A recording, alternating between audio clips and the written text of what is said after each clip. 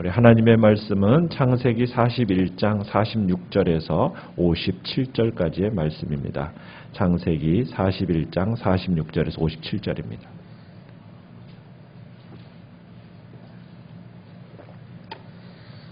(46절) 제가 먼저 읽겠습니다. 요셉이 애굽 왕 바로 앞에 설 때에 30세라. 그가 바로 앞을 떠나 애굽 온 땅을 순찰하니 요셉이 애굽 땅에 있는 그 7년 곡물을 거두어 각 성에 저장하되 각 성읍 주위의 밭의 곡물을 그 성읍 중에 쌓아두매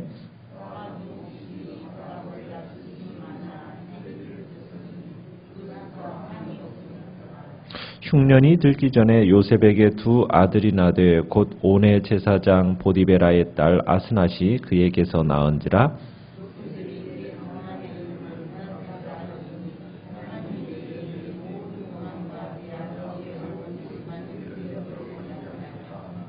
차남의 이름을 에브라임이라 하였으니 하나님이 나를 내가 수고한 땅에서 번성하게 하셨다 함이었더라.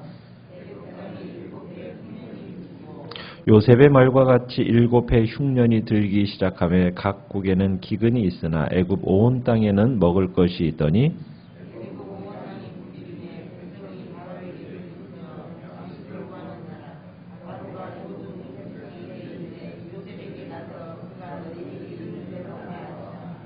온 지면에 기근이 있음에 요셉이 모든 창고를 열고 애굽 백성에게 팔세. 애굽 땅에 기근이 심하며 각국 백성도 양식을 사려고 애굽으로 들어와 요셉에게 이르렀으니 기근이 온 세상에 심함이었더라. 아멘.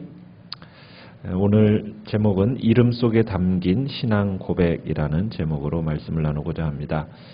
오늘 본문은 요셉이 이제 애굽 왕 바로의 꿈을 해몽해 주면서 전격적으로 애굽의 총리가 되어 행한 활약상을 오늘은 보여주고 있습니다. 바로는 요셉에게 절대적인 권위를 부여합니다. 이때 요셉의 나이가 30세죠. 애굽으로 팔려온 지 14년째가 되던 해였습니다.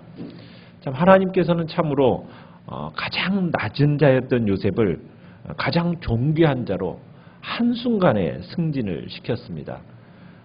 그 자리에 오르기까지는 수많은 날의 어떤 고통과 그리고 인내가 있었죠. 인내로 이 시간들을 보냈습니다. 13년이라는 세월, 이 긴 세월이 동안 어떻게 보면 비록 고난의 기간이긴 했어도 그래도 아무런 의미 없는 그런 시간들은 아니었습니다. 왜냐하면 보디발의 집에서 가정총무로 있을 때 총무로서의 역할을 한다라는 것은 재정적인 것과 행정적인 실무를 익힐 수 있는 기회가 요셉에게는 주어졌었습니다. 또한 왕의 죄수들이 갇히는 감옥에 있을 때에는 그곳에서는 누구와 만났었냐면 애굽의 고위층에 속한 사람, 그 많은 사람들을 만나는 계기가 되었습니다. 그러면서 그 감옥 속에서 애굽의 정치, 경제, 문화 이런 것에 대해서 배울 수가 있었던 겁니다. 그러니까 이처럼 하나님께서는 요셉을 애굽의 총리의 자리에 앉히시기 전에 이미 훈련을 시키신 겁니다. 우리 성도들에게 있어서도 마찬가지입니다. 우리에게 있어 의미 없는 고난은 없다라는 사실입니다. 그러니까 하나님께서는 자기의 사랑하시는 자를 그에 걸맞는 존재로 연단시키시고 훈련시키셔서 자기가 원하는 일에 쓰이시고자 한다는 거예요. 그 과정 속에 의미 없이 지내는 고난, 의미 없이 있는 그런 고통이 아니라 그곳에서 하나님의 뜻을 이뤄나가는 훈련의 과정으로 하나님이 모든 일들을 진행시킨다는 것. 우린 그것을 기억할 필요가 있습니다. 자, 요셉이 이제 46절에 보면 바로 앞을 물러나와서 애굽 온 땅을 순찰을 합니다. 요셉이 애굽을 보다 잘 다스리기 위해서 온 애굽 땅을 직접 다 돌아본 거예요. 요셉은 그저 행정적인 것을 한다고 해서 그저 실내에 앉아서 사무만 보는 사무행정이 아니라 실질적으로 그 요셉은 애굽 전체를 돌아보면서 끊임없이 순찰을 하는 겁니다. 그러면서 실제적인 상황을 살핀 거예요. 그러면서 그의 상황에 맞는 정책을 펴나간 겁니다. 그러니까 요셉은 자기에게 주어진 이 엄청난 권세와 명예, 이것으로 인해서 교만하거나 나태한 게 아니라 오히려 이전보다도 더 열심히 직접 애굽 전역을 돌아보면서 풍년 동안 이제 흉년을 대비하는 작업을 시작한 겁니다. 그러니까 요셉은 애굽의 총리로서 맡은 일에 충실했던 거죠. 요셉은 어떻게 보면 가는 곳마다 최선을 다해서 열심히 일한 겁니다. 그 결과가 좋은 결과를 얻은 거예요. 보디발의 집에서도 요셉은 충성스럽게 종으로서 충실하게 행해서 주인으로부터 인정받아 가정 총무가 됐고, 또 감옥에서도 마찬가지로 감옥에 갇혔다고 해서 좌절과 절망이 빠진 게 아니라 그 자리에서도 자기가 해야 할 일이 무엇인가, 그 자리에 안에서 맡겨진 일이 무엇인가를 끊임없이 돌아보면서 살림을 그곳에서 맡아서 도맡아 잘 감당했습니다. 이제 바로의 집 애굽의 살림도 마찬가지예요. 그 애굽의 살림도 이제 도맡아서 역시 모든 사람들이 만족해할 만한 그 결과들을 산출해내고 그것을 그의 주인에게 이제 안겨주는 일을 하는 겁니다. 그러니까 요셉은 어디로 가든지 무엇을 하든지 모든 그 상황과 환경 속에서 복덩이로서 작용을 하는 겁니다. 그러니까 요셉은 진실로 자신에게 맡겨진 일에 최선을 다하는 사람이요, 하나님과 사람 앞에서 진실한 자라는 것을 우리가 보게 된다는 사실입니다. 자, 요셉은 이제 풍년이 든 이제 7년 동안 어떤 일을 하게 됩니까? 이제 47절에 보면은 이제 풍년이 들어서 소출이 심히 많아졌어요. 그러자 이제 48절에 이제 무슨 일을 하냐면 이제 7년 동안 곡식을 거두어 드립니다. 거두어 드리는데 여러 성읍, 각 성읍에 저장을 합니다. 그러면서 앞으로 닥칠 7년의 흉년에 이제 철저하게 대비를 해 나가죠. 그러니까 성읍 주변에서 들에 나는 식량을 성읍에 저장을 하는 거예요. 각 성의 주위의 밭에서 거둔 곡물의 5분의 1을 이제 그 성들 안에 저장을 하는 겁니다. 농산물이라는 것은 참 저장하기가 쉽지 않고요. 또 유통에 문제가 있어요. 한쪽에서 남아돌고 다른 쪽에서는 바닥이 나면은 남는 쪽에서 이제 부족한 쪽으로 수송을 하는 거예요. 그러면 그게 항상 이 유통이 문제가 되면서 중간 상인들의 횡포가 항상 문제가 되잖아요. 우리에게 있어서도 이 유통이 참 제대로 되어지면은 생산자와 그다음에 우리 소비자 간의 이 중간에 마진이 크지 않으면은 우리에게 있어서 참 유익이 되는 그런 것처럼 요셉이 이 모든 일의 수송과 그러니까 수요와 공급과 유통의 문제를 한꺼번에 이렇게 해결해 나가는 것을 우리가 볼 수 있어요. 첫 번째는 저장의 문제에 있어서는 농산물은 저장이 가장 큽니다. 이것을 제대로 저장을 해야 되는데 7년 동안 썩지 않도록 저장을 해야 되는 거예요. 썩으면 이게 아무 쓸모가 없는 거잖아요. 그러니까 아마 요셉은 농사를 지을 때에도 이 7년 동안 썩지 않고 저장할 수 있는 그런 농산물을 이제 재배하도록 아마 애굽 사람들에게 그렇게 명령을 하고 그런 곡식을 중심으로 해서 농사를 지었을 겁니다. 그리고 생산된 것은 저장 가능한 상태에서 아마 이제 가공해서 저장을 했겠죠. 또 유통이나 수송의 부담을 줄이기 위해서 어떻게 했습니까? 각 성읍에 어떤 일을 했어요? 곡식 저장소를 딱 마련을 해놓는 겁니다.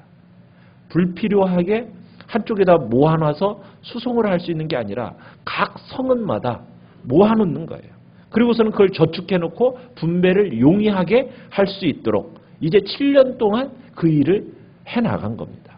이런 일들이 일사불란하게 진행되어졌던 거죠. 저장해 두었던 양이 얼마나 많았는지 49절에 가보면은 바닷모래같이 심이 많았고 나중에는 어떻게 됐습니까? 세기를 그쳤다. 계산할 수가 없을 정도였다는 거죠. 그러니까 이 저장한 곡식의 양은 이제 앞으로 아무리 극심한 흉년이 온다고 해도 적어도 7년 동안은 먹어야 할 양보다 훨씬 더 많게 하나님께서 풍년으로 이렇게 하신 겁니다. 그래서 풍년 동안 해마다 5분의 1씩을 거둔 그 이 양식으로 애굽의 모든 사람뿐만 아니라 이웃 나라까지 그 기아에서 벗어날 수 있게 해준 겁니다. 자, 그런데 이제 요셉이 그 기간 동안에 두 아들을 낳게 돼요. 흉년이 들기 전에. 자, 두 아들의 이름이 무엇이죠? 첫 번째 아들 장남의 이름은 므낫세라고 지었습니다. 둘째 아들의 이름은 에브라임이라고 지어요. 그런데 이 므낫세와 에브라임의 이름은 간증적인 이름입니다. 자, 므낫세라는 이름의 의미가 무엇일까요? 있게 하다라는 뜻입니다. 있게 하다.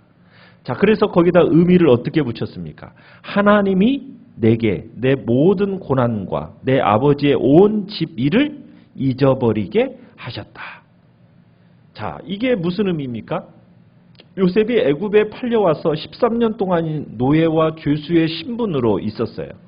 이제 갑작스러운 신분 상승으로 총리가 되었습니다. 이제 결혼해서 자녀까지 갖게 되었어요. 그리고서는 요셉은 첫 아들을 므낫세 딱 지었어요. 그러니까 하나님께로부터 이 받은 축복이 지금까지 애굽으로부터 겪어왔던 그 모든 고난과 과거에 집안에서부터 당했던 핍박과 아픔을 잊게 하기에 충분했다라는 어떤 고백이 지금 담겨 있는 겁니다. 에브라임은 어떤 의미입니까? 배로 열매를 맺다. 배로 열매를 맺다. 그러니까 하나님이 이 52절에서는 하나님이 나를 내가 수고한 땅에서 번성하게 하셨다. 이런 의미입니다. 그러니까 이 이름 속에서는 장자 므낫세는 이제까지 자신을 보존해 주시고 복을 주셨던 하나님의 사랑, 그것에 과거에 초점을 둔 이름이라면 에브라임은 지금 애굽 땅에서 자기에게 복을 주시는 하나님의 사랑, 현재에 초점을 둔 이름인 겁니다. 그러니까 두 아들의 이름을 통해서 애굽에서 겪었던 일들, 억울하게 노예로 팔려와서 고난을 당한 것, 또 바로의 그 부름을 받고 애굽의 총리의 지위에 오르게 된 일, 이 속에 이 이름 속에서 두 의미가 다 들어있는 겁니다. 그러니까 과거의 고난을 극복하게 하신 하나님의 은혜를 잊지 않고 이름 속에서 그 의미를, 간증적인 이름을 짓고 있고요. 하나님께서 현재 베풀어 주시는 그 은혜에 감사하면서 이제 현재 에브라임이라는 이름 속에다가 현재 주시는 그 축복에 대한 그 간증적인 이름을 지금 부여하고 있는 겁니다. 그래서 이 이름 속에는 간증적인 의미가 들어있는 거죠.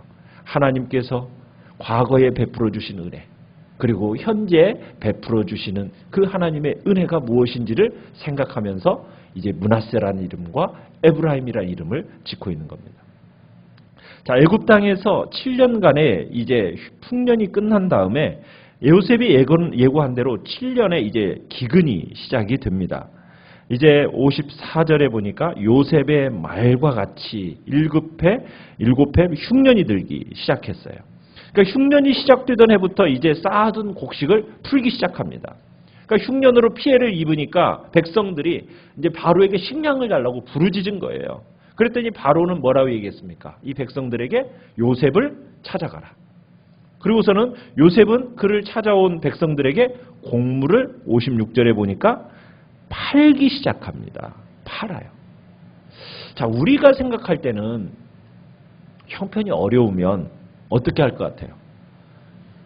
무상으로 분배해도 괜찮을 것 같잖아요. 뭐 우리는 요즘에도 자꾸 이제 무상 보육, 뭐 무상 자꾸 교육, 무상을 자꾸 얘기하잖아요. 근데 요셉을 보면은 무상 분배를 안 해요. 팝니다. 왜 그럴까요?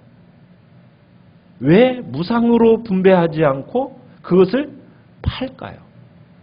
요셉이 그렇지 않은 이유가 뭐겠어요? 자기 목숨은 자기가 책임지라는 거예요.